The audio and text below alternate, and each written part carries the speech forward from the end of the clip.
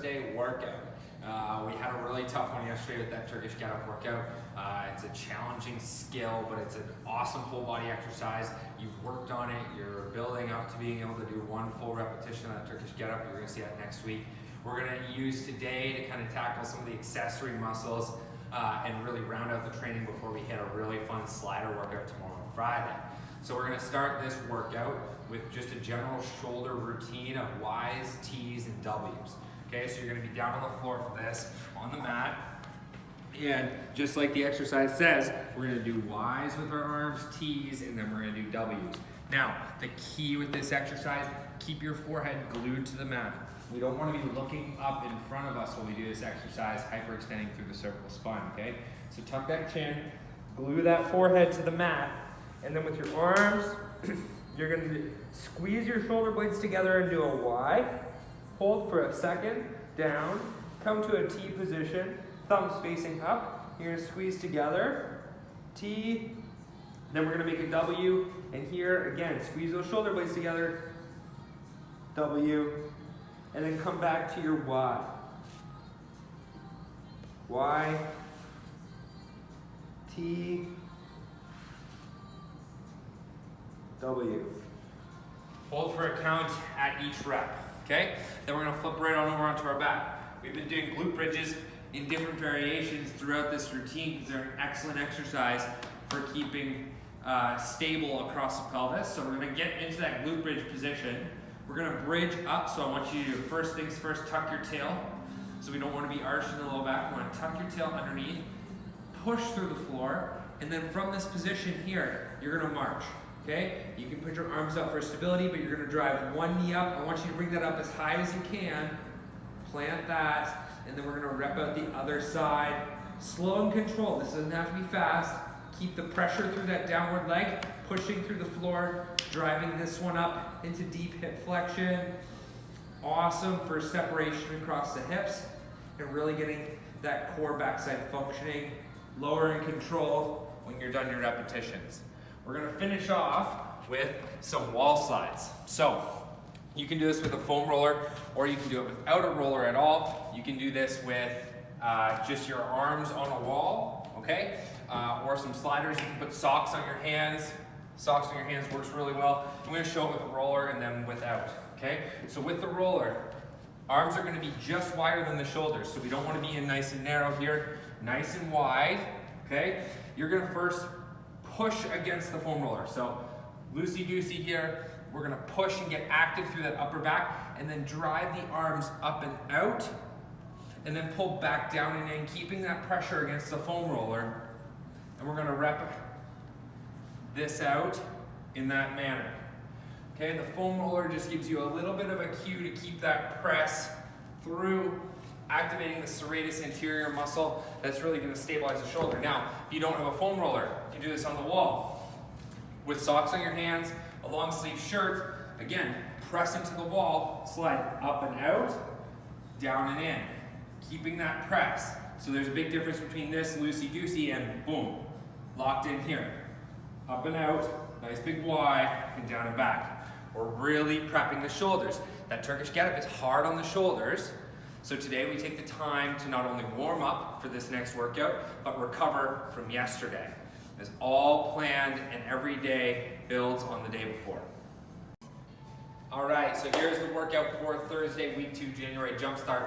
We're gonna be doing some complex movements today. So we're putting all of the skills together that we've been building, right? We've been working single muscle groups, not complex movements, very isolated, one joint movement style movements. Now we're getting complicated. We did that Turkish get-up yesterday. We're gonna be doing complicated full body movements today. This is about building in movement variability, getting better at things that you might not be great at. You can find a way to succeed here with all the variations I'm gonna show you. Okay, so don't be intimidated by this workout. We're gonna start with a single leg hinge to clean. Okay, so we've done single leg hip hinges before. We've done them without body weight in the warm-up and in the workouts in the past week. Okay, so all the same things apply. Feel that entire foot under your floors. The floor under your foot. Spread your toes. Push this hip back, okay? But now when we come up with that weight, we're gonna snap the weight up into a clean position. So we're gonna pull that weight up, come into front rack position, lower, hip hinge, clean, hold, lower, down. Now, if this is difficult for you, kickstand, hinge, clean.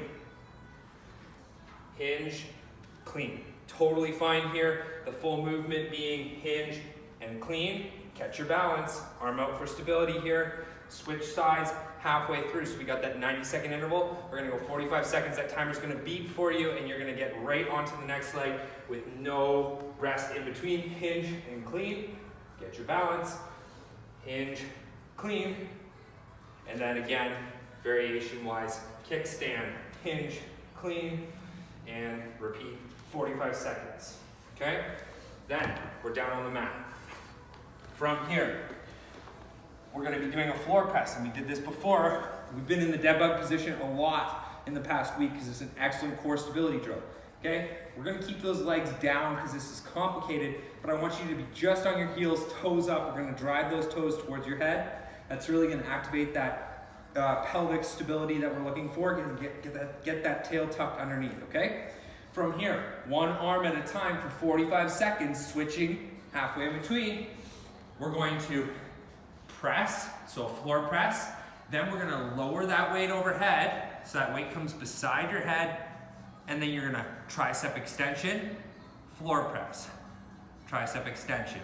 So now we've got push-pull movements competing in the same workout series and a little bit of that anti-rotation. So it's all built in, total body move, even though we're just got weight in the upper body and the hand, this is working everything right down to the shin muscles. 45 seconds is gonna beep for you, and without any rest, floor press, tricep extension, floor press, tricep extension. Okay, 90 seconds total, that's gonna get you on each side, okay? Then we're really gonna spike the heart rate here with alternating dumbbell snatches. So for 90 seconds straight, we're gonna switch arms on the snatch, okay? I want you to take time between each rep to get reset. You don't need to blast through this and do 100 snatches in 90 seconds, okay? Take your time. So a snatch, what is that? Hip hinge, we're coming down to the dumbbell, so that's a good deadlift position. We've worked on this, okay? We're gonna explode through the hips and pull that dumbbell all the way up and through to overhead, okay? So I'll show you one rep here. We're going to deadlift, explode, catch that dumbbell up overhead, lower, down, switch arms. Take a second, get set, okay? Deadlift position, boom, explode, catch with some soft knees, down to the floor. Switch again. 90 seconds here. Whoa, that's a clean snatch. Boom, all the way up and through. Explosive and fast. This is really gonna get your heart rate up. And then as you get better, you can speed things up to make it more metabolic. So as the rounds go on, you can get more and more reps in, okay? Go light with your dumbbell on that one. It's a complicated move. It's really gonna get that whole body working, okay?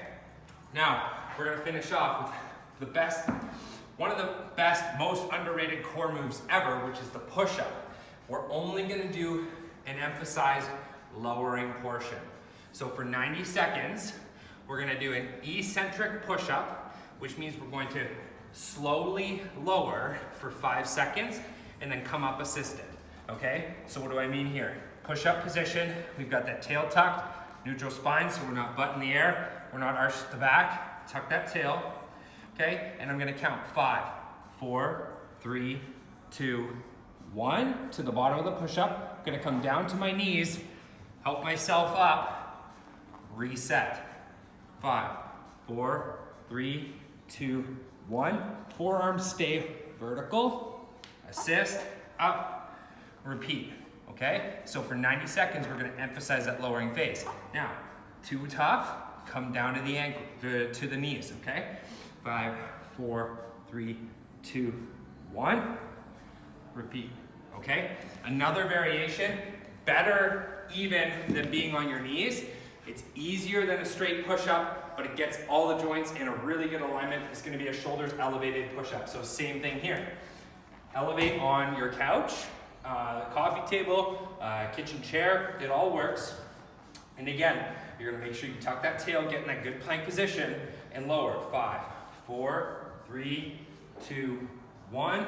Assist yourself up, okay? And again, 5, 4, 3, 2, 1.